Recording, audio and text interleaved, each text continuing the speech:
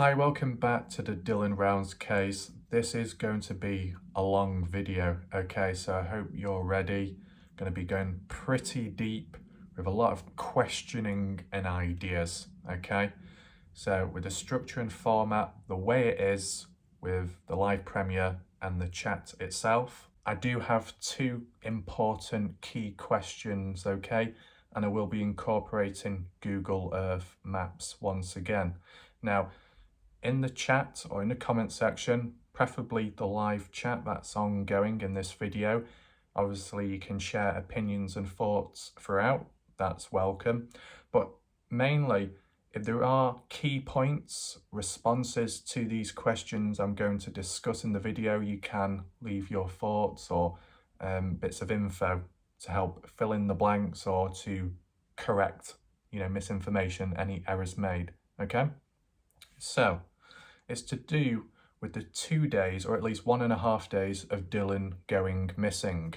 Now, just a quick backstory, okay, for people that might not know, and just to re-jog people's memory, it was the 28th of May when an individual last heard of Dylan, and it was the grandmother. And Dylan was on the phone, I believe, at the farm or on one of the parts of the land, talking about what he's got to do, how he's got to park the grain truck inside of the barn or the shed, or also known as the shop, and do some other bits and bobs along the way. And that was it. After that call, no more contact. And then once it got to the 30th, then family members got suspicious, went to his farm to see how he is because of the no contact and couldn't find him. Then he was reported as missing. So at least 1 to 2 days of, missing. So the question is, what happened in those 2 days?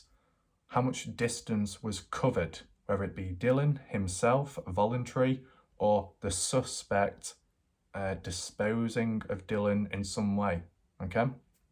So the two key bullet points are there any shooting ranges in Utah, Montello, and the vehicle itself, the gas usage? I will get into Google Earth shortly, okay? But let's just start with the vehicle, okay? So the characteristics of Dylan's red truck. So his grain truck, his other one, his grain truck was parked inside of the barn or the shop, okay? And his red truck was found outside of it, parked up, but it was locked. And from what the mother and some other people have said, it's not normal. Dylan wouldn't normally lock his car, his truck. And in a way, it would make sense because where he is, in the middle of nowhere, low population, not many people on his land, who's going to steal his vehicle? Really no one. The risk is a lot lower. So that would explain that. Maybe he's a bit lazy, or maybe he's also forgetful and it's turned into a habit as well. Whatever, he doesn't lock it. But on this occasion, when he just so happens to go missing, his vehicle is locked. Bit odd, right? You tie in the other factors as well, it being power washed, cleaned in some way. The seat as well being moved forwards and it being set into all-wheel drive. Now, you got to look at this. If you look at one characteristic only, you could brush it off and say, nah, it doesn't mean anything, like the seat. If it was only the seat moved forward, you could come out with the response of, oh, maybe Dylan adjusted the seat because he was trying to reach something under the seat. Maybe he had a box of alcohol in the back and he had to try and reach in, so he had to move the seat forwards so he could reach. You know that. But when you find out that it's also been set into all-wheel drive, it's like, well, why? Why would it need to be? If the individual who owns that truck, knows about it, knows that it doesn't work, that it's broken, then why set it to all-wheel? Wouldn't make any sense, would it? So then that would hint more towards the idea of an inexperienced driver or an inexperienced individual who is not used to driving a vehicle like that, or just has no clue the condition of it and the state. So that's why that happens.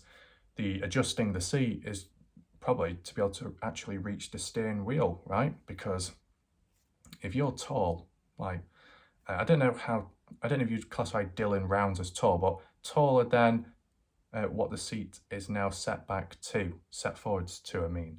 It just wouldn't make sense. You know, you're kind of tall, you've pushed the seat forwards, and then you get in to try and drive it.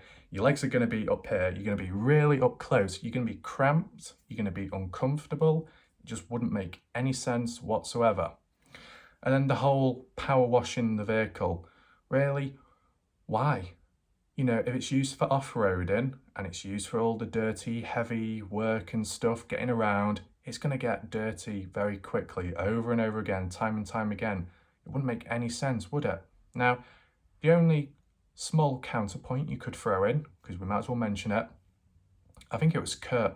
Someone brought up that Kurt was complaining about the tools and the items in the back of the truck or inside of the truck, like lots of grease on them and oil, and it was just getting very messy. So he asked Dylan to clean them up. So maybe that could have led to Dylan just cleaning the whole vehicle. Okay, I just thought I'd just bring that up, right? Now, I don't know if that's 100% true, it's just something I've heard. You can let me know your thoughts in the comment section in the chat right now. Did Kurt say that? Was Kurt complaining about the tools and so on? But yeah, it just wouldn't make sense cleaning the vehicle, just the vehicle itself. And you know, okay, clean the tools, fine, but why the whole vehicle? You know, it just doesn't make sense because it's only going to get dirty. So it's like someone cleaned it because they wanted to get rid of something. Dylan doesn't sound or seem like the type of guy to get into a hissy fit or start worrying about, oh, my clothes are all muddy. Oh, I don't like this.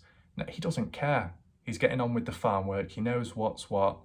You know, full on, hands in, hands on, just like how you see with hikers and people searching for Dylan. If they hurt themselves, like, or they sprain the ankle, or they get very dehydrated, tired, the muscles get sore, they don't care because they accept that. What's more important is there is another goal looking for Dylan, and that's all that matters. So forget about the pain, forget about the wear and tear, that's secondary. So that's like how it is with Dylan on the farm. He's doing it because he wants to, that's what he's always thought of, and what comes with that is hard work and maybe getting a bit messy at times. And you know, the getting messy part really doesn't matter to him. So cleaning the vehicle and trying to clean it all down, there's just not a strong desire to do so, unless there is something bad you need to get rid of. And the only way to do that is by cleaning it, just like how you see with serial killers, they might try and clean a room, clean a chair, because there might be blood on it. There might be some kind of evidence, DNA, fingerprints. So that's what I'm going along the lines of. And when you tie all the other little factors and variables together, it's as if someone has been behind the wheel, someone different, and that's why adjustments were made. So with that, that's my idea, okay? That's my opinion on the idea of the vehicle part, okay? Now we've got to tie in the vehicle and the usage of it, the distance covered within that time period. Now, I'm not directly saying, 1 to 2 days of consistent driving. I mean, it could be done, going from on the highway, road to road, stopping at a motel, a hotel, and then going further on after that. That's something I might have referred to in the Kenny Veach case when supposedly family members were secretly transporting him from the desert to further afar to another city or town to hide out and stuff. You know, that's a different case. But with Dylan, if he's unconscious or he has been killed on the spot and he's in the back of the vehicle, let's say, or on the back seat, and he's been, you know, driven somewhere to then be disposed of, locked up, it's like, you know, how much distance? You can leave maybe estimates in the chat. What do you think? How many miles were covered? 5, 10, 15, 20 miles? Or do you think that the distance isn't as important, like going afar, that it's on the land itself and very close by where all the evidence is at? Now, this is me talking before the whole police investigation reveals all the evidence, okay? Once they eventually release stuff, it might debunk, clear up a lot of questions and confusion, but at this moment in time, I don't know. So that's why I'm talking at this point in time, okay? So it's either the concept of a suspect or suspects drove Dylan somewhere further out in the vehicle, dumped him, maybe buried him with a shovel, or locked him up in a container or a shed, because we have seen them before in Montello on that side, okay? You never know. Drove the vehicle all the way back, going off-road as well, because it is dirt roads. Vehicle gets mucky, muddy, and dusty. Someone cleans it down, but rushes, I guess, and fails to get rid of the dirt underneath the wheel, maybe. So that's an idea. Now, I heard some people saying that whoever was washing the car down would have had to have knowledge on how to use the pressure washer or something.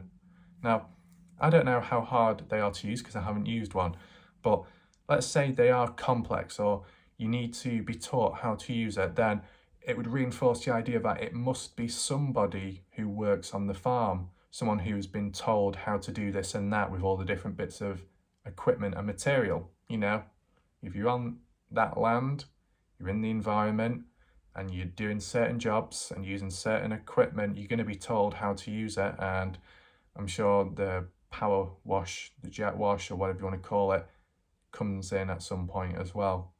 So, yeah. Who could that be? Oh, Jim Brenner. I mean, we could have said Chase, but he's been ruled out right now. You never know what could happen later, though. Don H. He works on the farm at some point, so he might have an idea. Would Kurt have an idea on how to use it? Don't want to go too far in on him because I don't know too much about him, to be fair, at this moment in time, because I'm only looking at certain stuff, you know, bit by bit. Okay, give me a chance. So, okay, could be Jim Brenner using the power washer. Was it put back correctly? Was that moved? Was it adjusted? You know what I'm saying? So, okay, there might not be DNA on the vehicle itself because it's been cleaned down.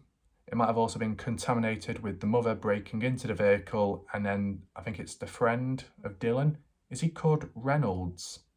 I might be wrong, but I thought I heard the word Reynolds at some point. Shit, I'm starting to sound like some like fortune teller or somewhere saying, is it this? I can hear this coming through my mind. Shit. But you get what I'm saying. I think a friend of Dylan drove the vehicle back. Where was it? To Dylan's home, his trailer. It must be. Yeah, it must be, because in Heavy D's footage, when flying over, they were like did an aerial shot and the pointed arrows down at the barn, the shop, saying vehicles inside, boots are further over this way, but you couldn't see the red truck. So yeah, I get it. The red truck at that point, or before that, when Heavy D went, was driven back to Dylan's trailer where he lives. Now, I don't know why, because first of all, if it's a crime scene, you probably shouldn't be touching anything at all, right? That's just one idea. And maybe the parents were aware of that, so I don't know why the mother did act out. But then again, maybe she's not thinking straight. But then again, what good does moving the vehicle do in the first place? You know what I'm saying? What's the point of moving the vehicle? That's what I'm just trying to understand. Let me know what you think in the chat, okay? Why would the vehicle need to be taken back to where Dylan lives?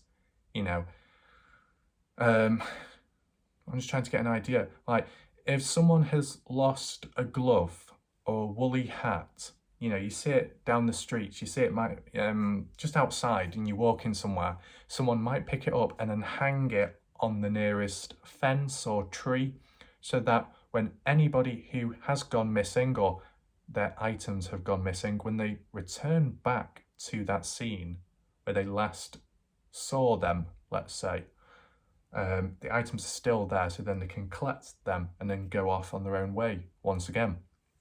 But if you take them, let's say you're a parent of the child that has lost them, you take that glove, you take that hat back home without telling the child or the teenager, whoever. It's like, well, how are they going to get back and retrieve the stuff successfully if they don't know. So it's like that with Dylan. Why take the vehicle away from Dylan if that's his last known location? You know, how's he going to get back? Is he going to walk all that distance? You know, the idea of maybe he'll return back someday, like from what Candice said. Candice, not Candy, as people seem to misinterpret. Some do when I say the word. But yeah, it just makes sense just to leave the vehicle there. Taking it away isn't going to help, is it? It's not going to bring Dylan back. And I'm talking at the time of then when he went missing. You take the vehicle away, it's not just suddenly going to bring Dylan back. Dylan's not going to know his vehicle's been taken or not. So you might as well just leave everything as it is. It doesn't really do anything. You know what I'm saying? You know, you take an item back home or back somewhere where the other individual's going to return back to, but, you know, we don't know in this case. It just doesn't make any sense. Just leave it as it is. But obviously that wasn't the case, and you saw it in heavy D footage. The vehicle was no longer there because it was at his trailer, and that's when the people explored the trailer and some people took photos. I can't remember who it was. Was it Kurt? Was it one of Wadsworth brothers? Was it Dylan's mother? Went inside and it looked a bit messy, the trailer. You can leave a comment in the chat, okay, just to rectify, clear up any misinterpretations or any misinformation if I've said anything, okay? So yeah, that's the talk about the vehicle. Now, at some point, it would have been used though, the vehicle.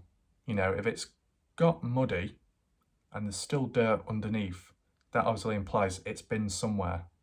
Wherever, I don't know exactly where, we don't know, but it has been used at some point during the time of Dylan going missing from the looks of it.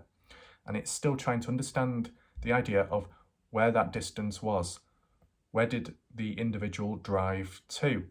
And I really don't know if it's possible, but I'm going to ask this question right now. And this is the first key question, okay? The gas usage. And I don't know if it's petrol, I don't know if it's diesel. I'm saying gas because I'm sure people from America use the word gas, like gas station. In the UK, it's like called a petrol station, okay?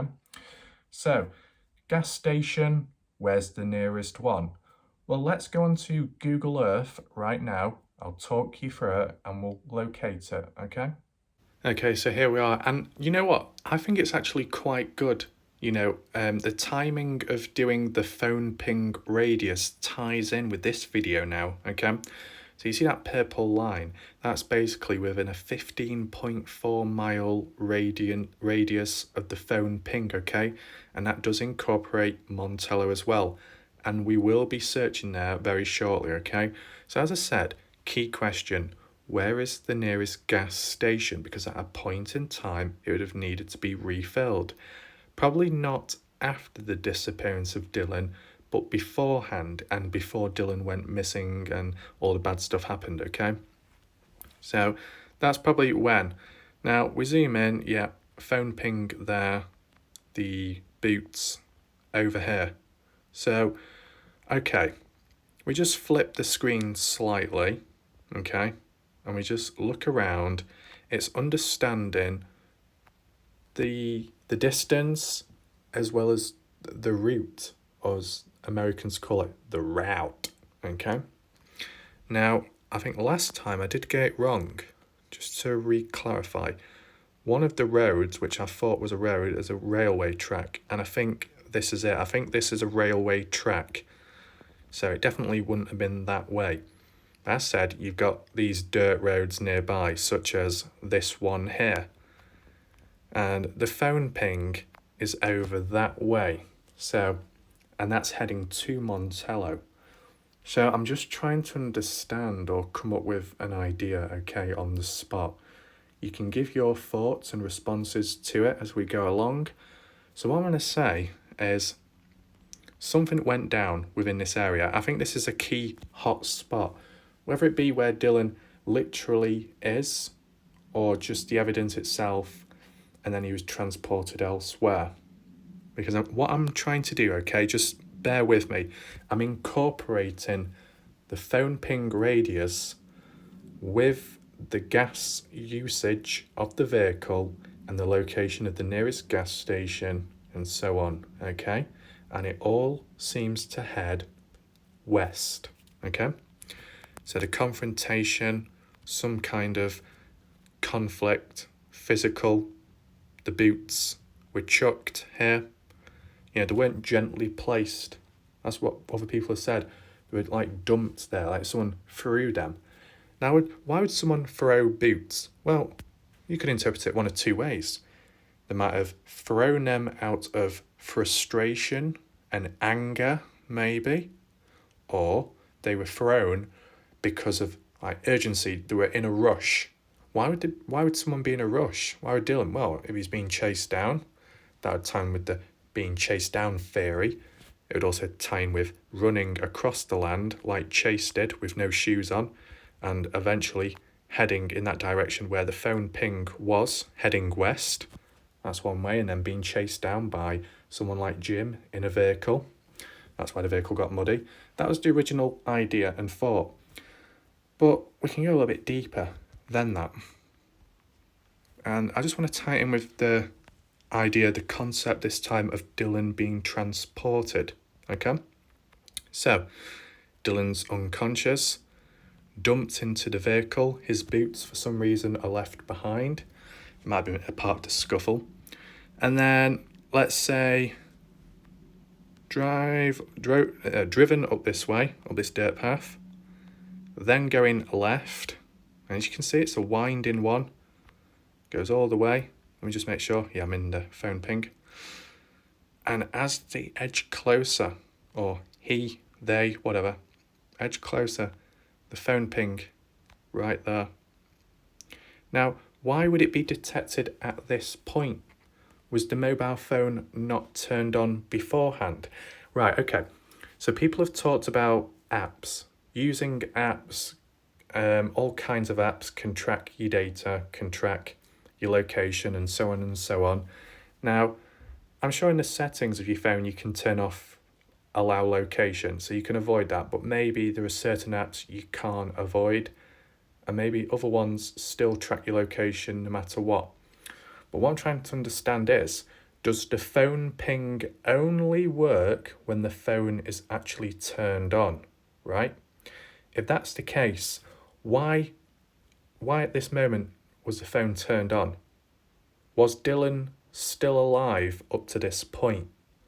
Did he suddenly wake up? Was he unconscious? He woke up, dazed, locked in the vehicle as it's driving along, and then he switches his mobile phone on to try and call for help, maybe, message someone. Is that why Shelton received a call from Dylan?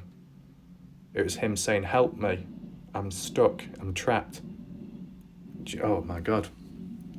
Leave a comment down below, because part of me thinks that seems like a possible idea, but then the other part of me thinks, no, it'll probably be shut down, that idea, immediately, because I'm sure someone will have clearer information that will rule that out, okay?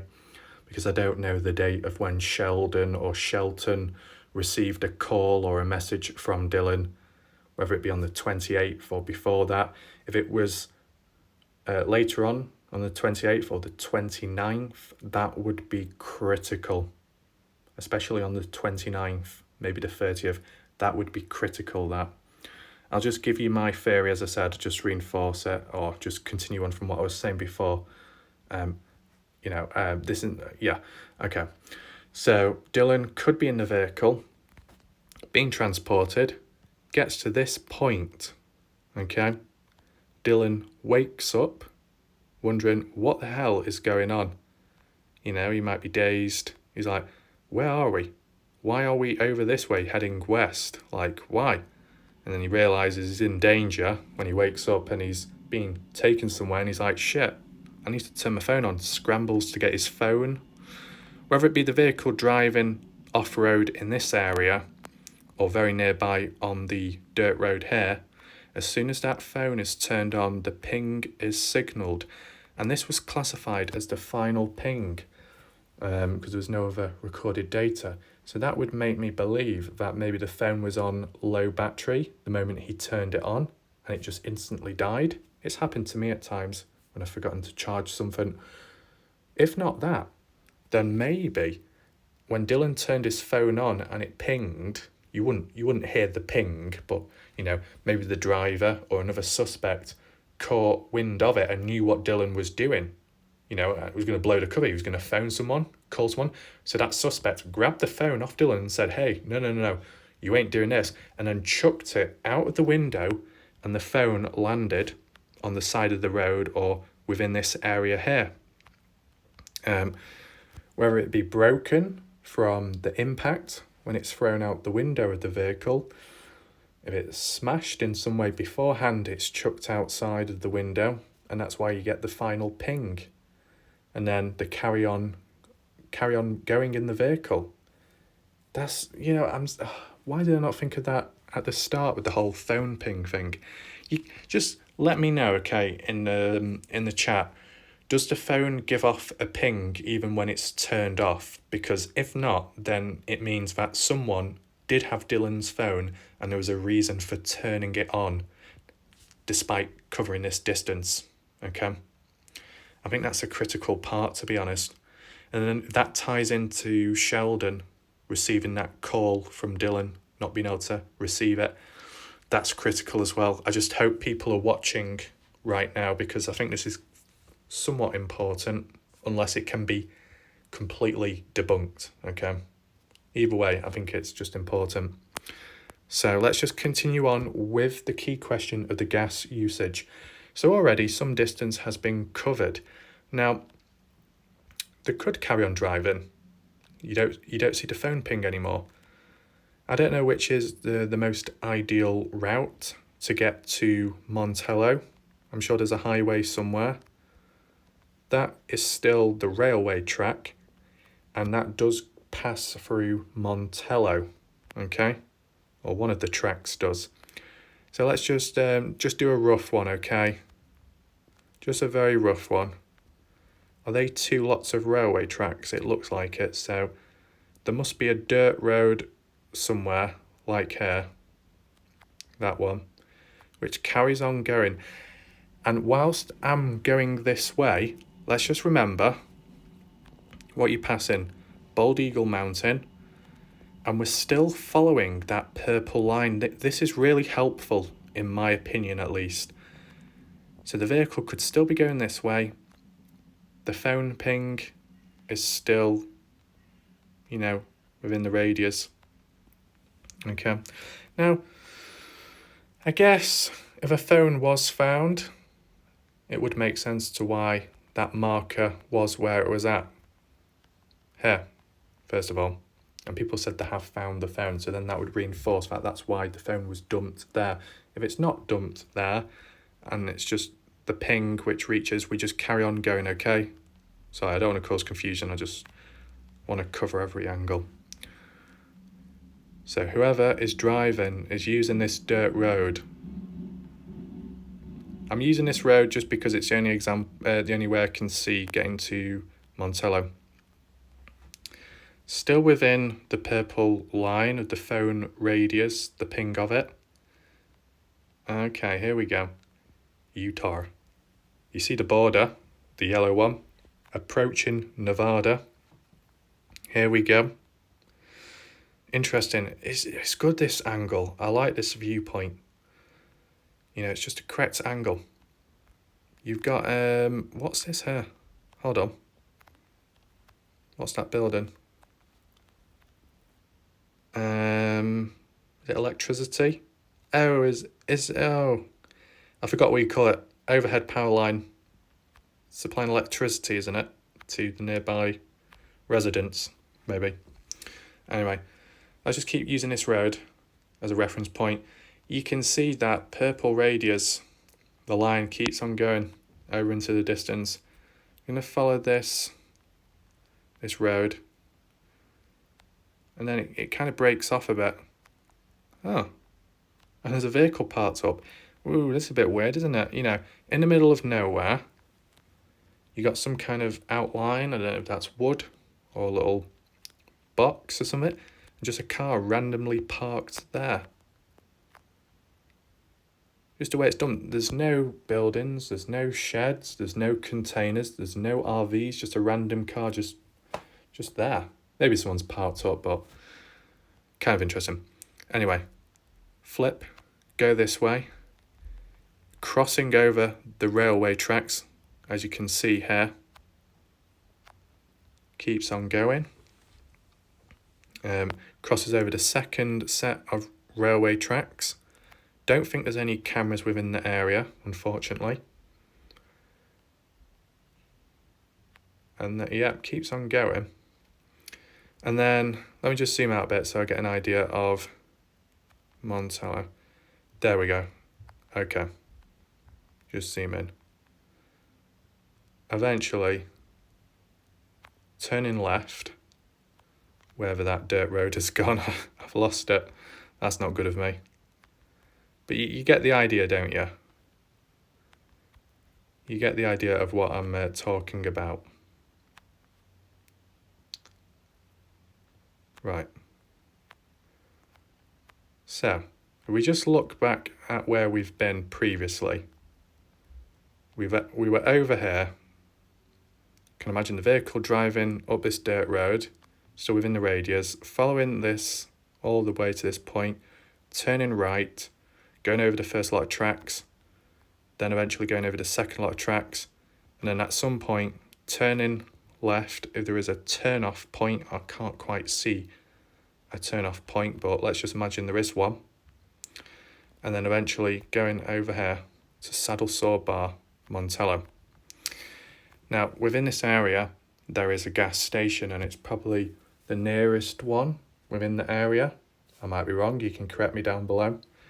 But within this area, on the main road, and as you can see within this area, okay, you've got those few buildings, and one of them, I can't exactly confirm which one is which because it's from an aerial viewpoint, but along this stretch, this road, at least one of the buildings is the gas station, and if I had to guess, I'd probably say within this area here, okay? I'd probably say this is the gas station, mainly because of the outline of the building, and then this at the front, it looks like the petrol pumps, the gas pumps, okay? You park by the side of the road, fill up, and then go on your way wherever. We saw salty pancakes in this area when he investigated Montello, and when he was talking to Ty as well, and also Kurt at a point in time. So yeah, kind of a critical place. The reason why I say that is because if this is one of the main and only gas stations within the area, as well as Lucin, correct me if I'm wrong, but if this is the case, then this is a key place where Dylan would have regularly visited. Just like with the bar nearby, which I think is this one here, if I'm correct in saying. So with that in mind, maybe when Dylan went to the bar, he also went to refill his vehicle at the same time, or on different occasions. It doesn't matter. He's there fairly regularly. Question is, are there any CCTV cameras on any of the buildings, or is it one of those things where because there's not much crime going on, supposedly, there's no need to? Just like how there's no need to lock the vehicles, like Dylan. Or is it like the neighbourhood is like, okay, some bad things happen, but we let it slide. We're not going to keep it on camera or on record. We'll just let it happen. You know, I was just trying to understand, because if there is CCTV camera, then there's likely footage of different times of when people, you know, come and go. Because if you track back to the likes of the 28th of May or the 29th or the 30th, it might show CCTV footage of Dylan's vehicle visiting the area. You know, if not, then that's debunked, but, you know, it's worth finding out, right? But I don't know if there is any cameras, and when I was looking at the footage at the time, I don't think I could see any cameras. So maybe there isn't. Let me know if you've been there, if you live there. Is there any CCTV cameras within the area? If so, then that would be very helpful. It could reveal something. And if not, then it's like, oh, kind of disappointing. But we don't just stop there, because I don't know how the payments work in this area, in that country. I don't know, it is like contactless. You got to use your card on the side when you're paying for the gas, or you go inside of the store and then pay that way. Is there any cameras inside? And if not that, just what about Receipts. Is there any receipts? Whether it be in Dylan's trailer, Dylan's car, any records within this petrol gas station of who comes and who goes at certain points in times? Was there a different name under the usage of that vehicle on that day Dylan went missing? Did a different guy fill it up on that occasion and it wasn't Dylan himself? Has anyone interviewed the people that work at the gas station? I'm just trying to think, who are the names? Is it Brandy and Jane or something? Jane and Brandy? Because I remember Ty saying who owned and run the place. Now, if that is the case, then have they been interviewed? Like, do they know who Dylan is? Have they seen Dylan before refilling his car, his vehicle, or other vehicles in between? When did they last see from him? Did they see his vehicle after his disappearance on the 28th, the 29th, the 30th? Did it pass this area or not? Leave a comment down below in the chat. What do you think about this? Do you think there's a possibility that Dylan's truck passed by this area on the 28th to the 30th? Did anything happen in between? We do know the vehicle did return back to the barn, the shop, Dylan's land. So someone did return it back. So it's just trying to fill in the blanks in between and get an idea of what went down in between those days, how much distance was covered, where did one get to, okay? And from the phone ping, it looks like it's heading west. So whatever happened looks like heading west. I'm not ruling out the possibilities of going east. Maybe someone could have gone east, on that highway, that long highway, in the same areas where Roberts was and where he was arrested at a certain point. I'm not ruling that out, but I just want to focus on this area at least. So we're talking about CCTV cameras, any records of that, any records of receipts, logbooks, anything like that, which could associate Dylan to the vehicle or somebody else between the dates of the 28th and the 30th. If anybody knows, if anyone has a clue, any information, big or small, specific or sparse, feel free to leave a comment down below or in the chat as well, okay? I appreciate that. So, with that all in mind, circular back. I don't know if someone would have done a circular back or just drove the same exact way back. Let's just say. No, actually, hold on a second. I just wanted to scan something very quickly. So let's just say the vehicle, before or after disposing of Dylan in this area, maybe to refill, let's just say. You got some locations. You got this shed here, which is a bit dodgy looking, with the container. Okay. Zoom out a bit more. You got these water holes, which Dylan could have been dumped down one, possibly. Where's the other one? More abandoned containers just in the middle of nowhere. What I'm getting at is, whilst whoever could be in the area at the time with Dylan present in some way or another, he might have been disposed of in one of these places. It's all to do with the timing and the distance, okay? There. Just key locations I like referring back to just in case they've got some significance. Container there. Okay. Right. What's this? This one as well. So whilst being present in the area, potentially, they might have also done two things at once, refilled and also got rid of Dylan as well. And as said, you look, phone ping radius within this area, as you see down here.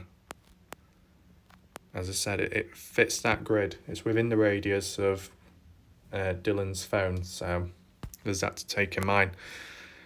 So with all that in mind, zoom back in, rotate. Let's just say drove back. Which road is it? Is this a road? Yeah, that's a road. Drove back. Whoever it was, whether it was a singular person or a group, maybe without Dylan now, maybe panicking, slightly heightened, and do you call it arousal, or is that the wrong word? Heightened emotion, heightened senses. Was they breaking the speed limit? Is there a speed limit within the area? Did anyone see any cars speeding on the day or nearby, like someone was in a rush or someone was in danger? Was there any unusual body language by somebody in a red truck at the time? Just these like little questions, okay? Now carries on driving across this road, crosses that phone ping radius. Where's the turn off? Or do you just keep going up this way? Eventually crossing the border once again, Utah, and then eventually finding the road which connects over to a dirt road. Eventually driving back to the farm. I know I cut across them, but I can't find the bloody road. Okay, but however they got back. Okay.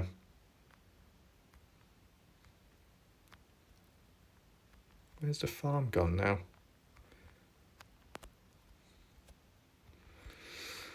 Oh, for God's sake. It's because I didn't mark it, did I? The boots are on the land. Right. Drove the vehicle back, parked it right here, outside, and then that was it. Now, from what I can remember, Heavy D's footage, I think, I'm sure, as said, it is outdated, this imaging, okay? This is 2021, not 2022. And I think there was a tractor parked outside in recent time in the Heavy D's footage. There was a tractor parked outside, and then there should have been the red truck right next to it or so. But I said one of the friends or something ended up driving it back to Dylan's home, so it was no longer there. So yeah, vehicle left there, seat remained pushed closer to the chairs because that's how they could reach it. With everything going on the mind at the time, they're probably not thinking of, oh, let's just reset everything back and make sure everything is clean and back to normal, turn off the all-wheel drive, push the seat back. No, because they're not going to be thinking straight, and they're probably not even aware about the all-wheel drive thing anyway. So, yeah. And then try and clean the car down. They're like, shit, right, we better do this quick, better clean it down, get rid of as much evidence as possible. Forgetting to do certain key areas where there's dirt collecting, ends up running away or something, completely forgetting about the boots, and then they're on. Okay, so you saw the point what I was getting at. Appreciate it if you're still watching, as well as people in the chat right now. Silver Heels is still asleep over there. There we go. So we don't just stop there, okay? What I do want to say is I might repeat myself in a future video with some of the points I just mentioned beforehand, because they are important, okay? And they might need to be said again if they're not debunked in this video, okay? And as well, because this video is kind of long, and people in the chat are probably thinking, how long is this going on for, okay? People might forget certain points, okay? The longer the video is, and the more things discussed, people might forget earlier stuff mentioned. So that's why I might say it in a later video, future one, but summarised, okay? Just like how I did the timeline one summarised, just like how I did the Kenny Veach M Cave hike summary route map, okay? The original one was like 30 to 40 minutes long. I think it might have been 43 minutes long. And then the summarised one was about 2-3 minutes. You know what I'm saying? So it just works, okay? So as I said, we don't just stop there. Feel free to keep on commenting in the chat if you wish to, even if it's about other stuff as well. It doesn't matter, it might help in some way. And yeah, what we do, we move on to the next point, and it ties in with this whole discussion, okay? It's another key question which I've not seen talked about much, and it incorporates a lot of different things, okay? Both suspects, the usage of potentially killing Dylan, and the evidence afterwards, okay? So we've talked about guns kind of, regularly in recent time, haven't we? With certain suspects.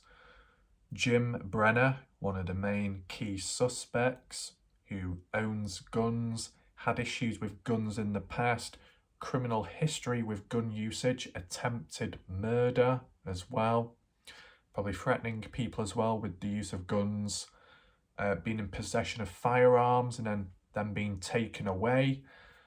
Was he classified as a felon as well, or was that only with Chase, or was it with both individuals? I do remember it being with Chase. Jim also asking Don to keep hold of weapons as well. Jim also being responsible for stealing a .22 caliber rifle from somebody within the area, I guess. So that's another crime, burglary. So the list goes on. He's an aggressive person, probably uncontrollable, acts out, threatens, hurts people with his hands or with an object such as a gun. There you go. I'll talk about Chase very briefly. I know he's been cleared, but it's just yet another link I just want to bring up. He used guns as well. 2016 in a different state, 10-hour standoff, grenades, bulletproof vest, all different types of guns within his home, storing them. There you go. Aggressive at times. I think domestic abuse or stalking, uncontrollable, bit of a danger to the general public, and holding guns and also storing them and so on. Don H. Don't know if he used guns much, but he was told to hold on to him by Jim's orders. So you get the idea of where things go. Roberts as well, might have firearms, been involved in crime too. I'll get into him in a later video, okay? So within the area, there's quite a few suspects, quite a few criminals or people with a criminal history in the past who may know one another, but definitely have come in contact with Dylan in some way at a point in time, right? Jim working for Dylan, Jim living on the land, okay? Don working for Dylan at a certain point, Chase being picked up by Dylan out of nowhere, and was it Chase and Roberts supposedly keeping Dylan hostage in Montello when Kurt phoned up and it turned out to be a false call? But you still got those little links there, little discussions made. Okay. So what am I getting at? Well, because guns have been talked about so much and that there are criminals and uncontrollable people who are a danger and a threat to others, you tie those two together, it can lead to someone being killed, okay? Dylan's gone missing, maybe he's been killed, and the method of killing was with the usage of a gun. The only other talk about guns has been Dylan's own firearm.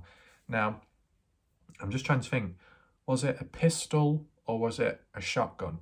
Whichever one, a gun was found, but it wasn't the gun, okay? During the time of that misinformation by certain family members, supposedly the grandparents said they found a gun with his key fob, but it turned out the key fob was a spare one and the gun, the pistol, was a spare one as well or something, or from his other home or from another house or something. It wasn't the item, okay? That was just the only other bit of discussion about gun usage, and with that knowledge of Dylan owning one himself, it makes sense because he's a farmer. Farmers tend to have guns, whether it be to maybe warn off animals or birds maybe, but mainly for protection of the land and to stop any intruders and, so on. What farmers do, use it for protection mainly, okay? So with that in mind, Dylan, would he have had a gun with him at the time? Probably not. Would he have had a gun in the trailer? I don't know. Okay, he does own a pistol, but that hasn't been found, his other one. Could Dylan have had a shotgun, a handgun in his trailer? and he left it there on the day. Jim came along, searching through that trailer, looking for money or whatever, ended up finding that gun and thought, oh, I might keep it for myself because he's already got a history with burglary, right? Take that gun and then use it on Dylan, or just before using it, got into a fight with Dylan, confrontation, and then Jim picked up the nearest thing nearby, which was the gun, and then shot Dylan with Dylan's own gun. Okay? Now, obviously, Dylan has not been found yet, so you can't check for analysis or like if there's a bullet wound, if there's any casings lodged within, to find out the caliber, the round, and then tie that to the exact gun used and who owns it, and then finding out that way. You know what I'm saying? We can get a bit deeper into that shortly. But if it is through the usage of a gun to take out Dylan, it's trying to locate that gun, trying to see, is there any bullet casings within the area, which could hint that there was a shootout, attempted murder in some way, you know what I'm saying? I'll try and look for that. Police have said they've found stuff recently, okay? Well, they might have found a bullet or the casing of one, which leads to one thing to another, okay? Now, might not be Dylan's gun that was used. That was just a possibility. Jim, who owns weapons himself, could have used one because he has them. He might have gone to Don's to borrow one or to take one back and then use it on the day. That's another possibility. Now you could say, is there anything at all which would tie and link to Dylan getting hurt, such as being shot? Well, yeah, his boots. They said, the police, that there was a drop of blood upon his boots, Dylan's. Now, by saying a droplet, a spot, a dot, you thought there would have been more blood, right? If he was shot. You know, if he's shot in the arms, stomach, wherever, the back, there might be a trickle of it, there might be a pool of it on the ground. But just one little blob on his shoe.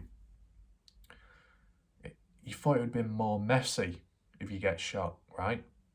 That's what I'm trying to understand. You can leave a comment down below in the chat. What do you think about that? Would it have been more messy and gory if he was actually shot? Or is it all down to the caliber at the end of the day? You know, a shotgun causes a lot more damage than a low-powered handgun, I guess. So, anyway, that's just like a brief, rough introduction to my next question, and that's to do with, is there a shooting range within Montello, within Lucin?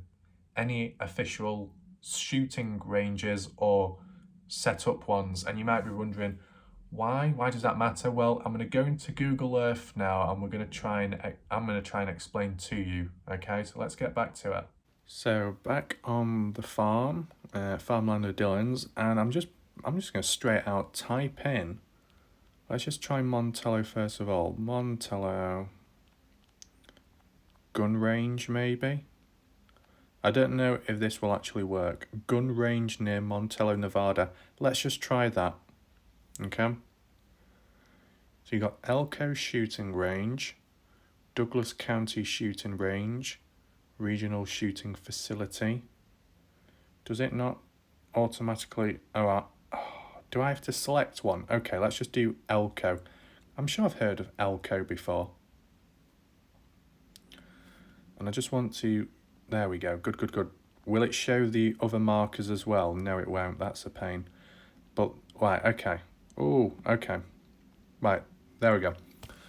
All those red markers are shooting ranges, probably official ones, okay? Registered ones, and where you can go to pay, and everything seems pretty much legal, okay?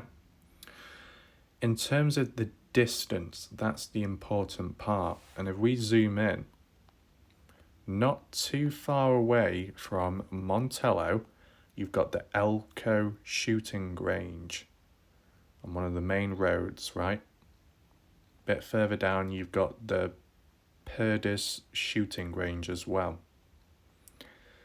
And then further east, east of Dylan's farm across the Great Salt Lake, which is people have referred to previously in other videos, you've got the 3 Mile Creek gun range, okay? Now, before we go any further, I want to explain to you the significance of this. If there are criminals and if there are individuals who own guns, is there a possibility that they have visited within the last year or so one of 3 gun ranges? The 3 Mile Creek gun range in, I think, Salt Lake. Is that Salt Lake City? Well, yeah, Salt Lake City. Have any of the criminals or suspects, maybe Jim Brenner or somebody else unknown, had they visited the 3 Mile Gun Creek, Elko shooting range, or Perdis shooting range? Now, I'll be honest with you, this could be jumping the gun, and I don't mean that in in a pun type way. What I mean is maybe you've got to solve one thing before the other, okay? So, if we're talking about gun usage, Dylan getting hurt, shot, you need to find the casing first of all. You need to find the bullet casing or the gun itself.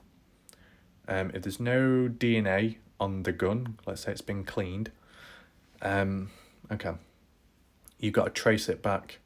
Trace it back to wherever it was bought from. Now, there is a problem. If there have been illegally imported the guns, then maybe it's harder to trace back. But if it was bought from a gun range, stolen from a gun range, or bought from a gun store within the area, then maybe you could trace it back to the records and the date of who purchased it, who owns it, and when. Okay? One of those things. Now, as someone like Jim Brenner, who owns a range of guns in Chase, because they're criminals, they might be stolen most of those guns. The .22 rifle was, so maybe the other ones were too. So then, understandably, yeah, that would be harder to trace back, because it's like, where do you go? If there's no official records, there's no names noted down, there's not as much hard evidence, right? But okay, if you can't find the gun ownership where they were originally bought from because they're stolen or illegally imported, no records, no books, well, that's why you look to the shooting ranges. Preferably the more official ones where you've got to join, like a gun club, or maybe a one-off payment just going there for the day. You visit, you write your details down in the logbook or whatever forms you've got to fill out with the age thing, accepting terms and conditions, etc., giving your name, maybe your phone number, whatever. And whatever happens from there. You can go to the gun range, you can look at the logbooks, and maybe it might say who visited within recent time or within the last year. And if Jim's name pops up, maybe Jim was target practicing to take out Dylan, or maybe just the gun he was using on that day at the shooting range was the same gun used to take out Dylan. You know what I'm saying? Now, one of those things, when you go to a shooting range, probably like with airsoft, you might have guns you can hire. So you go to the range and then you might be able to hire them out, different costs and prices. But then again, maybe you can take your own. You can clarify down below in the comment section, the chat, if you own a firearm or if you've been to a gun range, and feel free to let me know how it works, or if I've made any mistakes about the usage of guns, or how the setup works and the membership and the terms and conditions of a gun range. If there's any blanks, no pun intended there, if there's any errors made, you can clarify it down below if you wish to, okay? So I appreciate that.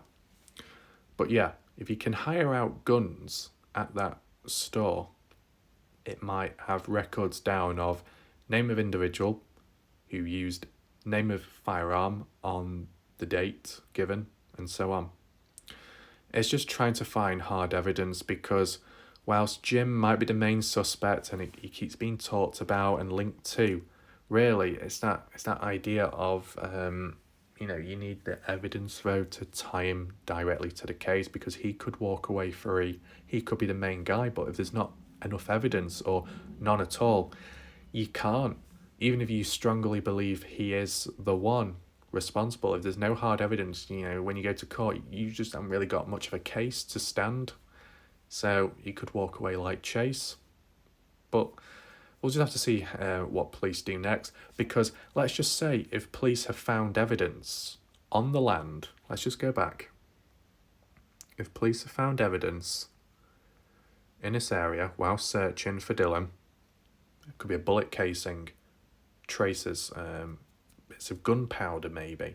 It's like, okay, now we've got to get that for DNA testing, fingerprints, identify, profile, and if not that, then the police's next step could be, where's the nearest gun store, or where is the nearest shooting range in which that gun could have been used as a form of target practicing a few days before taking Dylan out. And it could be like, well, which one would it be? Is it the 3 mile gun range in Salt Lake City across the lake, Salt Lake, which is here? We just zoom in. It looks official. It looks like, how would I call it? Do you know when you go to one of those golf things where you've just got like a row all the way down, and you stand in each allocated slot, and then you've got the range that goes all the way down? It's basically like that with one of those gun ranges. As you can see, there's quite a bit of distance. I guess you got the different mounds where the targets would be, whether it be paper targets or steel plates with arrowheads and markers on, and you just shoot down the range, and that's basically it. So yeah, you got that. Is there any pictures I can show you? Maybe. Okay. 2017. So you get an idea of the gun range. I might as well just share these images with you because it might reveal something. Even not. I know it's very indirect, but it could trigger someone's memory for some reason. Someone who's watching this video right now, live or not, whether you're in the chat or not, maybe a picture could make you think of something to do with the case, the mystery. It might reveal evidence. And if not that, it might even just make you remember of a time when you went out to the range or somewhere similar.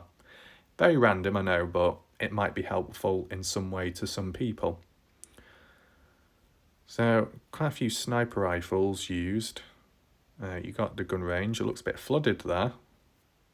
And you got the targets in the distance, as I said, on those like dirt mounds. I will show you the other 2 gun ranges shortly. So yeah, nice view. You might be able to see the sunset as you're doing your thing. All tends to be sniper rifles though. Isn't there no other guns used? There you go, one of those steel or metal plates. And a few more there. But it looks like a devil, that. Huh. Those look like small targets to be hitting from that distance. But then again, when you look at that gun range, I know it goes across the city, but what happens... Oh wait, which way is that? Is that the gun range over there, or is that just a normal road? Because if this was the end of the gun range, what happens if the bullets carry on travelling? Won't they go across and then maybe hit someone over there if they're driving past? Okay. So you get the idea of those images. How do we turn off? Right. So that's number 1. The police could investigate that place and do some form of questioning, but is it too far away from the location? Is it too far out? As for mileage, I understand you can't just simply go across the water because you're not going to be in a submarine or a boat. So I'll just try and do a rough thing. Okay, so right, we'll just go down here. Okay, going to Salt Lake City. It's not perfect this, but I'm just taking in consideration, like with last time when I said, oh, it wasn't 30 miles, but if you follow the road, it will be 30 miles. I'm referencing Montello to Lucin. if you remember. I don't know where the turn off point is, but let's just go up here. Let's say that's a total of 200 plus miles, 235 miles, maybe more. Quite a bit of distance to cover. Well, it's still possible in a vehicle. I don't know if it would stop and start in between. I don't know if it could be all done in a day. I'm not an expert of all that, okay? You'd know better, right? But you get the idea. It's just trying to determine which is the most practical of gun ranges within the area. Which one is the closest? And this one says about 235 miles. So maybe we should take a look at the other one, the Elko shooting range. Now, I've heard of Elko before. Did they call it the Elko Police Department or the Elko Range? I'm sure I've mentioned it in a previous video. Was it Elko Box County? Is that correct? Am I saying that right? Correct me in the chat if I'm wrong. Is it Elko Box County? I'm sure that was mentioned somewhere. Was that to do with Roberts Aviles? The area itself. I wonder if I can just check quickly. Is this Elko Box County or something in this area? Is there no writing or anything? Spring Bay, Park Valley. It doesn't come up with any words, like names of the roads. Or is it down here? I thought this was Elko Box something. But there's no writing. I'll have to leave it for now because I don't want the gun ranges to go off the screen, okay? So let's just check the Elko shooting range, which is down here. Right, okay, so this one's a little bit interesting. You've got whatever that is there. I don't know if that's a parking place or the range itself. You got some more stuff there which looks like, could it be separate shooting ranges, like in different slots allocated? And then you got the main one there maybe. And then something else there. It looks a bit different, to be honest, compared to the other one. Try and do the images. Has that been edited? Why has that guy got that glow around him? That's a weird photo. That's a different photo because why is the ground blue? Was it edited, like blurred out something at the background to make him stand out? Maybe. There you go. So once again, it's kind of like a similar format. But why is it all sniper rifles? What about the handguns and the assault rifles and so on? The light machine guns, do they not exist?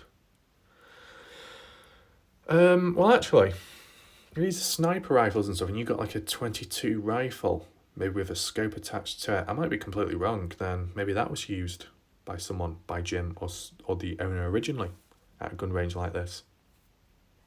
What does that say? Range rules, can't read that. 600 yards rifle range. Rifles. So it could be that 22 rifle. Could Jim have used that 22 rifle, his beloved one, which he stole on Dylan? Could he have used it in the meantime, before the disappearance, to test at one of the free gun ranges, maybe?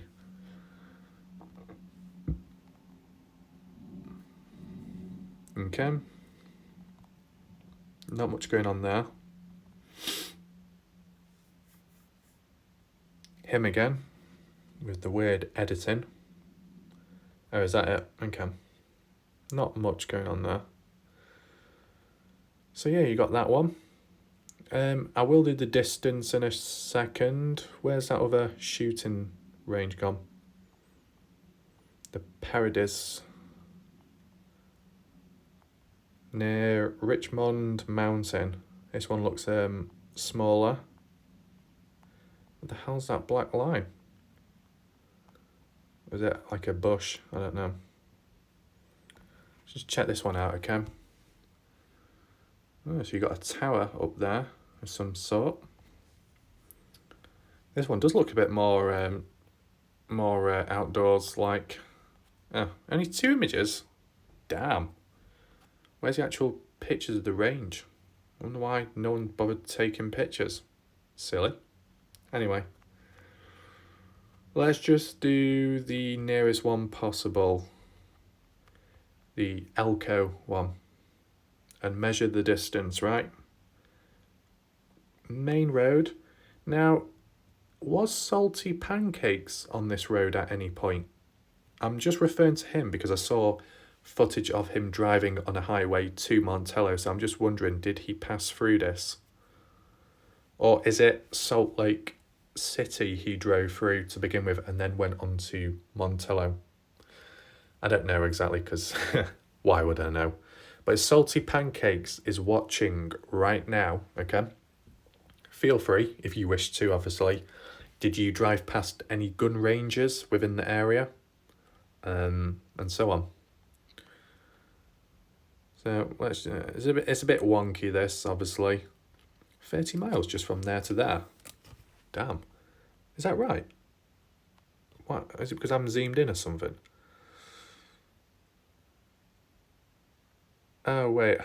Why has it gone from FT to miles? Oh, that is so confusing. Oh, well. Very rough, okay. Very, very rough. I don't know where the actual turn-off point is on the dirt road. Maybe I've done it wrong slightly. Let's just say there, up there to there or something. About 164 miles. As said, this is very, very rough, okay? As you can see. 164 miles. Obviously shorter distance than the Salt Lake City one, so maybe Elko shooting range is more of a likely place for someone who lives in Montello or Lucin to visit at a point in time. Now, obviously, that's not the end, because you could get off-license, man-made shooting ranges just randomly in the desert. I mean, yeah, okay, so quick on the spot example, you might see videos on YouTube of people, guys meeting up, or not just guys, but anyone meeting up in a desert where it's very open, there's no other humans around, and it goes on for miles upon miles, and then they set up their own shooting range, own little shooting practice, because no one's around, it's not going to cause any trouble, and so on. So that is the next point I want to ring up, that someone like Jim, someone like Chase, someone maybe like Don, or maybe some other people as well within Montello who might have a criminal history, might not be the type to go to an established gun range. They like to do things on their own terms and do what they want and when they want. So maybe they'd be more likely to set up their own shooting range somewhere. You see what I'm saying? Now, I can't say for certain which area, but just sit down for a second. Is there anywhere in Montello, and as I'm just very roughly panning around, if anybody is watching right now in the chat, whether you're from Utah or Montello, do you know of any man-made shooting ranges within this area or where you live? Have you seen any, come across any, passed by any? If so, that could possibly hint at the idea that maybe some of the criminals have hung out there maybe at a point in time.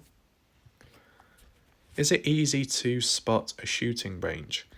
An official one, yes, because as we saw, it's the typical, you've got like a row of like a corrugated roof going all the way down, like a row, and then in front of it is like an open field or something of a shooting range, and then you've got the mounds where the targets would be placed just in front, and so on. A man-made one might not stand out as much, because you probably wouldn't get all the buildings and infrastructure. You'd probably just get the dirt mounds, and then a few little barrels, set up just to shoot at. So it might be very amateur, very basic. You know what I'm saying? What could be an example of a potential shooting range or a meeting of one? Was it number 11? something like this. I might be completely wrong, but like where a group of guys meet up, hang out, and then start shooting the guns somewhere. It's not exactly easy to find. I'm just trying to see, is there any objects? Do you see the image quality? It's not too bad considering. That's really zoomed in. As said, it's just the processing of Google Earth at times, especially on mobile. But it does a good enough job, to be fair, most of the time. It's definitely helped me throughout the 2 years of covering the Kenny Veach case, okay? So it's done me well there. What the hell's that? Huh. It's just trying to see, and it's probably not possible, to be fair, to be honest. That's just like normal housing. It might even be one of the locations I've already shown to you previously. Like, that looks a bit dodgy. What's that down there? Huh, did I not pick up on that last time? You see, there is certain areas what you just miss out on and don't see. Despite maybe doing videos like previously, there's always like a key spot you might have not picked up on until now. What the hell's that? Once again, it just looks, wow. That just looks like a wasteland. It actually looks like buildings that have been knocked down, and the only thing that remains is the like the walls of them or something. No roof. You know what I'm saying? Or maybe it's just fencing where horses were at some point. I don't know what that is. Is it an RV or not? You got that there. Bit blurred out, a few red trucks. But nothing that seems to stand out like a gun range. That just looks like a normal field because you can see the ground, but looks like it's been raked or something by a vehicle. 2 RVs, identical. Yeah, I'll be honest with you, I can't really see any shooting ranges, and as far as Dylan's land, I can't imagine any being on there because I'm sure Dylan would have prohibited it or said, nope, you can't do that there. You would have heard the gunshots, wouldn't you? Yeah. I can do a proper analysis of this area some other day, okay? And see if I find anything. Referring back to the phone ping, which is further down here, and it keeps on going. I think this is a dried up lake, if I'm correct in saying. So I don't think people would be testing the guns on here. Whoa. Well, have you seen the lighting? That looked a bit weird then when I zoomed in. It looked quite cinematic and almost 3D. You know, the ground. What the fuck? That just looks a bit creepy. What the hell? Considering how dark it is. Yeah. And then what? It dries up. Yeah. Must have been just a camera angle or something. Okay. I can't see any gun ranges. Let's just do Sun Tunnel. I know it's not the spot, but I'm just talking more about the background, okay? Do you know, like the last video I did where I showed you the other images of, was it Pilot Road or Pilot Mountain or something? And it was like, can you see anything in the distance, you know, in the background? Is there any trailers, RVs, anything of significance? Just try and do the same here, okay? Just think of the background. If you see any potential gun ranges, any barrels in the background, I know it's might be difficult to see, just let me know, okay? So I'll say this is one of the key like marker places to visit. The ground here looks very flat and pretty smooth, but I'm sure it will be rocky elsewhere. 2022, interesting. 2020, that does look a little bit wet in certain areas. I know it's dried up, but it does look a bit wet. So is that a lake or something at some point?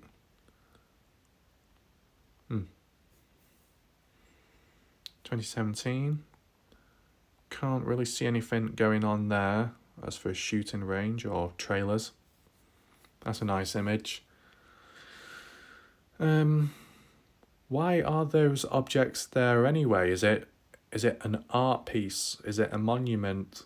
Was there some kind of work or development way back in the past, but then it was abandoned and then it became popular for some reason? If you know the history behind it and you would like to share it, feel free to do so down below. Maybe that will open up new discussions about stuff and the area itself. Sun tunnels, official sign there. Not much is shown at the moment. At that angle. Are they holes or shadows? I mean, if there are holes, there wouldn't be bullet holes because they're pretty big, to be fair. That looks like snow, which is interesting. 2018, 2017. Couple of people there in 2020. Decent quality images, I'd say. Oh, that's good how they've done that. Has that been uploaded to TikTok? Probably not. Oh yeah, you got the focus on the holes. What's the significance of the holes? Is it done like that to allow light to pass through, to create some kind of special effect? Was it planned? What equipment or material was used to make a hole like that? A few trees in the distance, but that's all I can see. 18, 19, oh, bit of wildlife, there we go. Actually, first bit of wildlife I've actually seen, because I've not seen any animals up until now. So that's interesting. That looks a bit dusty or dark. Okay, so that's it for that. So I think, to be fair, I think that rounds up that thing. One thing I just want to do, because I know I did talk about it before. Montello gun store, or do you call it a gunsmith? Gun World and Archery, Carson Armory, RAC, archery store in Elko, Nevada. Once again, Elko. Once again, interesting. Oh, actually, I know it's not. Quick look, there you go, that's the store. And a few coats outside. Right. Could Jim Brenner visited this place any time before, or any other criminals? I don't know. I know it might be one of, do you know what, to be fair, it might be one of those things where, because I haven't been in one, so I wouldn't know, but, you know, you've got to fill in forms and your identity, who you are, have you got a criminal history, this and that, do all the background checks, yes or no, and, you know, if you've got criminal history, they'll probably reject you. Okay, so that could reinforce the idea that Jim's guns may be illegally imported or stolen. But maybe at a certain point before all the criminal activity went underway, he might have visited a place like this, or somebody else with a similar personality and background. And there's police car sirens outside now, in real time right now, so that's interesting. You got Brazilian Jiu-Jitsu as well nearby, necessary, right next to the bloody, you know, gun store. So what? You got someone that comes out of the gun store, and then someone that comes out of the jiu-jitsu place, and then the person with the jiu-jitsu practices their self-defense methods on a guy with a gun. Oh god, that's kind of ironic in a way. Anyway, yeah, I don't think it's too far from that Elko shooting range as well. I can't get both markers on at the same time, but not too far away, to be fair. Let me just rotate the screen, okay? Just down here. Oh yeah, silly. I'm sure that's the same thing what I clicked on before. Or has it just got a similar name? I'm sure it had... Oh, it doesn't really matter. There's a gun range and a gun store within this area of Elko. An actual place, town, if you want to call it that, Elko. Okay. Distance once again. Let's just do... what's that? I'll screw the distance, miles from there, there. Right, okay. It's a bit dodgy. I said about 139, 140, still less than Salt Lake City. Right, okay. So I think that clears that up. Okay, so that was quite a long video. Sylvia's your hair. Anyway, piss off. Nice. Anyway, long video. I don't know how long this actually is, to be honest, because I'm not sure if I'll include everything. If it's a long video, everything has been included.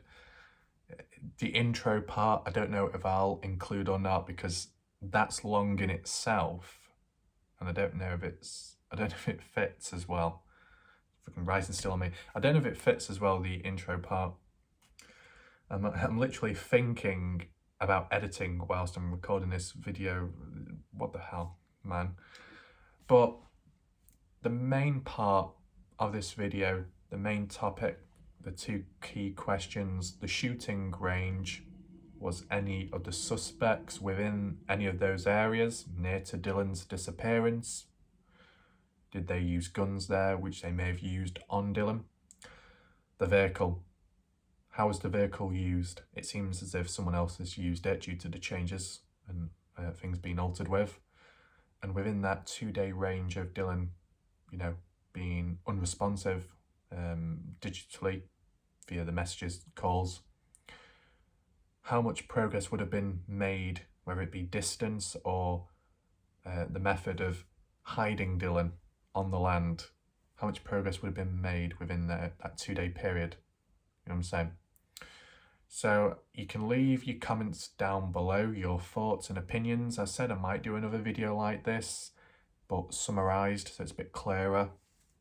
Any mistakes been made, feel free to correct down below. Obviously, there's only so much people can look at a point in time. I think the best example is you've got an individual like DP, how they said they've been following the case for a bit, information here and there, trying to sieve through all the lies and misinformation, so it's solid facts to the point where they got a headache and they're tired and they're a bit worn out. That's the effect it can have on people, right? So sometimes there's no harm in going casually at a slower pace so you avoid being burnt out, okay? And there's some people that go full in hard, physical exploration or mental processing and distribution and processing and clarifying information, okay? But no harm in going a bit slower just to understand as we go along. That's it for now. I really hope there is enough storage on my phone, because I've got a very bad feeling that this video could be longer than the last one. Maybe. If it's not, then that's kind of good, because it means I probably do have a chance of exporting it. But if not, shit. Does this video ever come out? Will it ever be uploaded? I don't know. I guess you'll find out, won't you? So yeah, that's it for now. Thanks for watching. I'll see you in the next video. Goodbye.